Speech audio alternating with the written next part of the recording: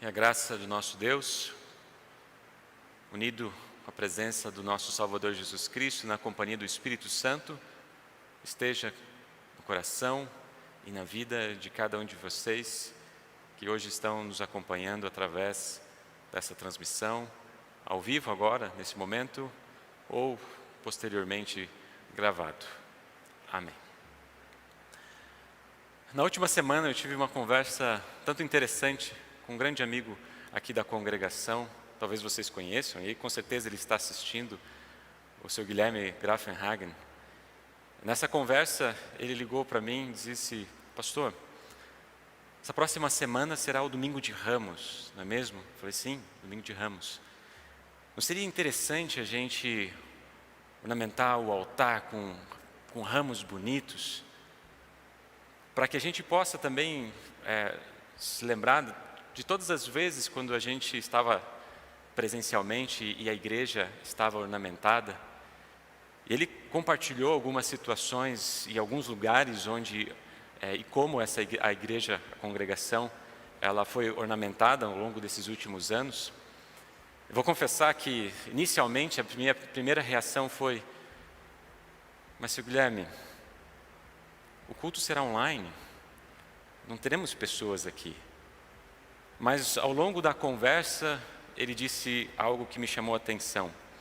Ele falou assim: novamente, pastor, a gente vai passar o Domingo de Ramos, a Semana Santa, a Páscoa em nossas casas, diante de um momento tão difícil que estamos vivendo.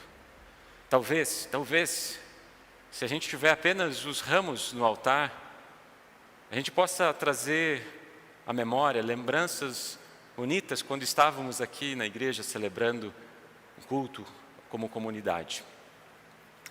Então, eu entendi o que ele queria dizer. Não apenas trazer à memória lembranças de cultos onde todos nós estávamos aqui reunidos, mas também fazer com que a gente possa olhar para frente com esperança para aquilo que ainda vai vir, para a oportunidade de nós estarmos reunidos na casa de Deus. Mas eu vou além ainda, através dos ramos, eles nos apontam unicamente para Jesus. Esse momento onde estamos cheios de informações que pesam sobre os nossos ombros, que nos afligem a cada momento, que nos trazem mais incertezas e preocupações, lamentos e choros, com pequenos ramos, nós podemos olhar para aquele rei que está vindo, onde nós podemos cantar hosanas e aleluias, onde nós podemos celebrar essa chegada do rei aos nossos corações, de Jesus, o Cristo, o nosso Senhor.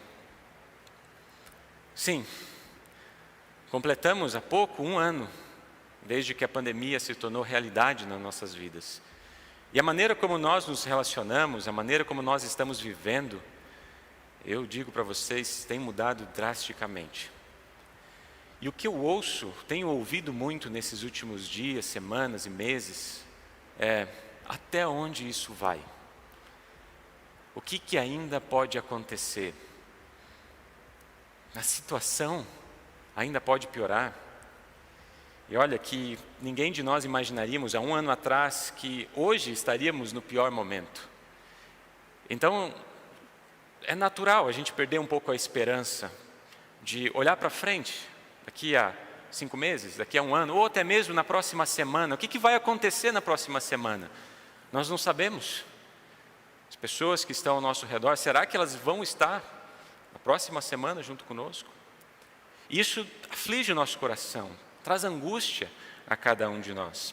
Nós queremos olhar para frente, sim, mas simplesmente dormir e acordar e lembrar desse momento como uma lembrança amarga de um tempo difícil que a gente conviveu. Será que a gente pode olhar para frente com esperança? Quando Jesus entrou em Jerusalém, ele sabia exatamente o que estava enfrentando. Ele sabia exatamente aquilo que estava diante dele, não somente naquela semana difícil, mas também no domingo, o resultado de todas as suas ações. Jesus entra como um rei, mas qual que é a coroa que ele recebe? Uma coroa de espinhos. Jesus ele é recebido com panos, com ramos, onde ele monta num jumentinho e passa, mas ele é elevado no alto de uma cruz. As pessoas gritam o seu nome, falam filho de Davi, gritam hosana, falam aleluias, cantam, louvam o seu nome, mas no final daquela semana a gente vai estar ouvindo gritos de crucifica-o. Você não é rei? Então salva-te a ti mesmo. Ele, como rei, sabia exatamente o que estava acontecendo. Ele não veio para ser servido, mas ele veio servir a humanidade com a sua vida. Em humildade, ele caminhou até a cruz, mas não antes sem passar por uma noite sem dormir, de orar no jardim do Getsêmani, de ser traído por um dos seus, ser negado, preso, julgado, condenado, executado. Ele não teve descanso. Quando grandes ondas de sofrimento chegam até nós, às vezes a gente quer já pular alguns dias. A gente já vislumbra um momento onde a gente não vai estar mais passando por isso. Jesus ele reconhece antes que ele ia passar por um grande momento de sofrimento. Ele diz no versículo 27, capítulo 12, agora estou sentindo uma grande aflição.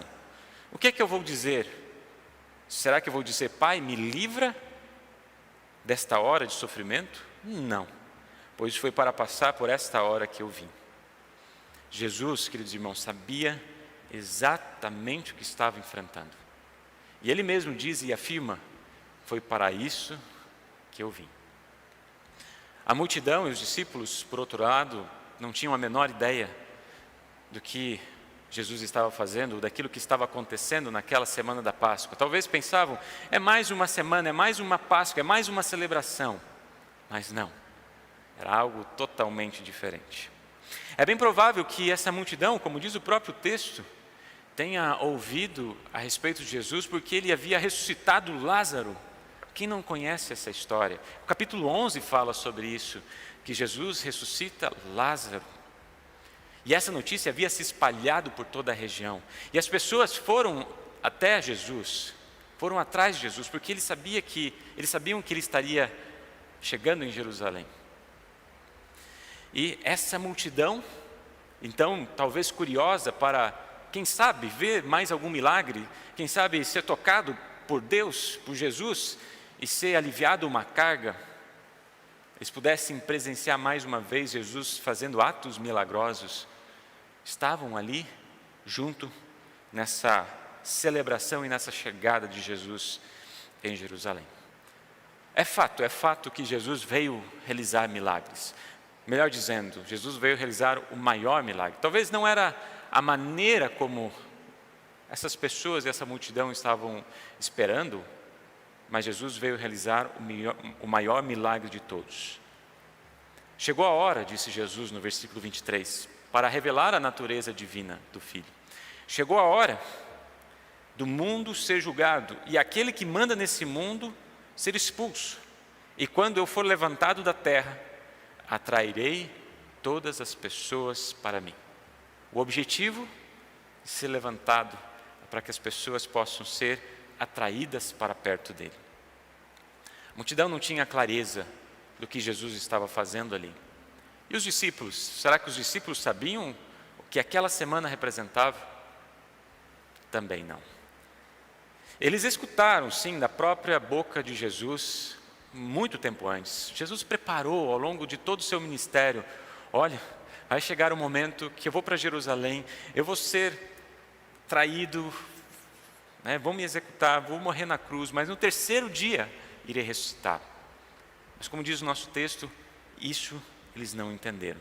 Os seus olhos estavam encobertos, os seus corações não conseguiam ver a realidade após esse momento conturbado que estavam vivendo.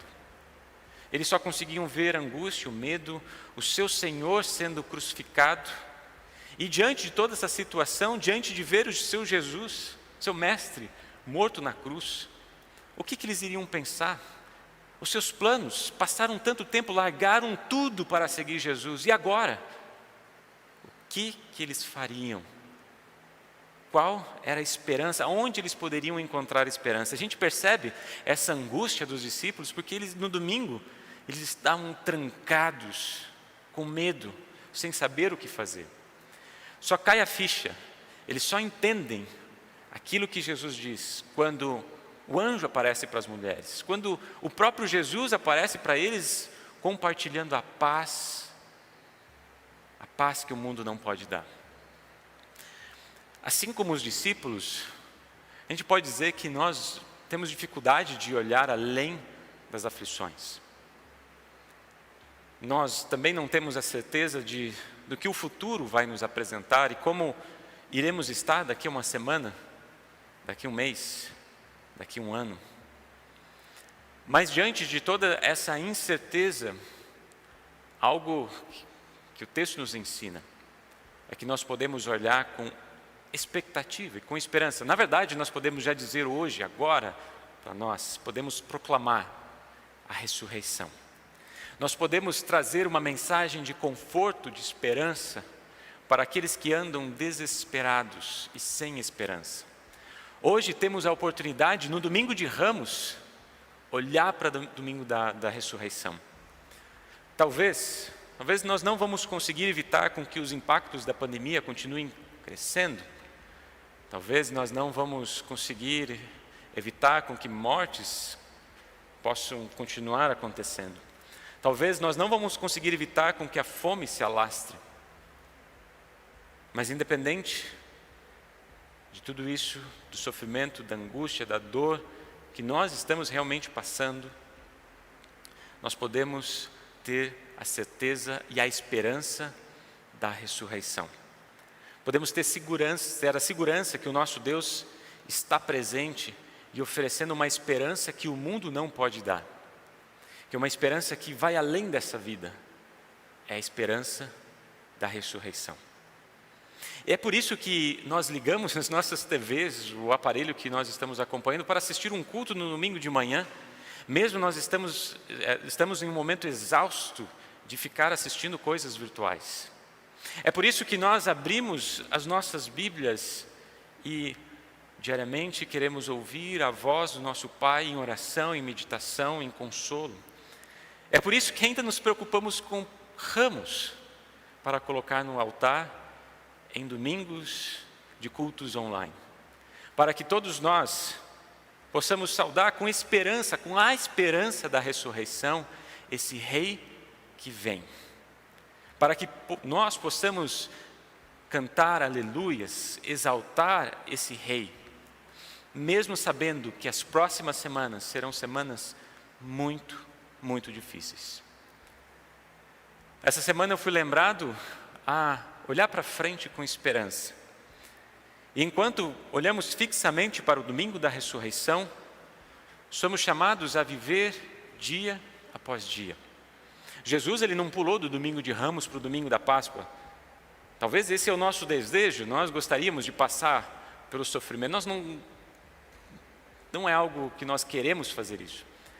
Mas exatamente como Jesus também passou por isso, nós somos convidados a passar agora não despreparados, mas preparados pelo nosso Deus.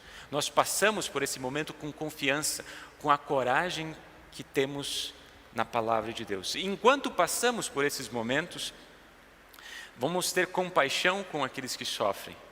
Vamos oferecer nossos ombros para aqueles que estão angustiados. Vamos levar alimento para aqueles que estão sem alimento.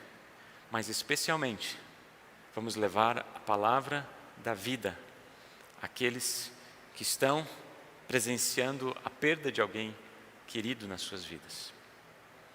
Mesmo em tempos de muitas incertezas, mesmo não sabendo o que nos espera aqui neste mundo, não se esqueçam que, de fato, de verdade, eu e você somos filhos e filhas de Deus. Nós não sabemos o que nos espera, mas Deus sabe.